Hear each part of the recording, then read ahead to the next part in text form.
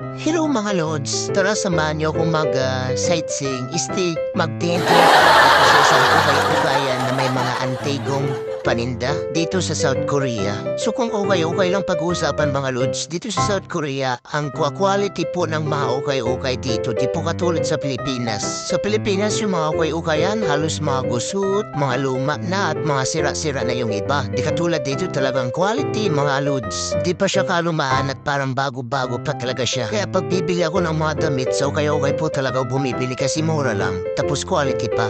Tas, uy mga lords, vlogger yan.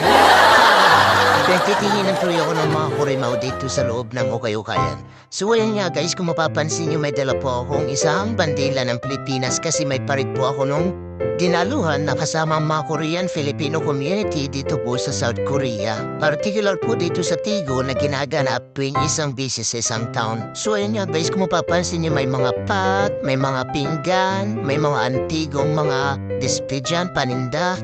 Ang gaganda po guys, tsaka may mga laruan din po yan, may helicopter.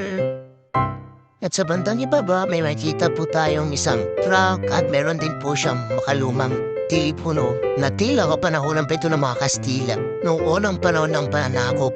So meron po sana akong bibilhin mga loads kaso hindi na po ako nagbili-bili kasi hindi pa naman po ako uuwi ng Pilipinas at medyo matagal pa po ako dito sa Korea. So siguro bibili na lang ako ng mga remembrance katulad ng mga antique kapag uuwi na ako sa Pinas. So yun nga guys, tingnan nyo ang gaganda ng mga pang display ng mga antigo. Ayan. Pero ito tingin ko hindi ito mga antigo kasi mga bago na to eh. Ito. So da po naman tayo guys dito sa mga damit nila. Ang gaganda po guys, tingnan nyo mga jacket. Super grabe. Wala lang ako pera. Next time na lang ako bibili. So yun lang yan guys. Bye!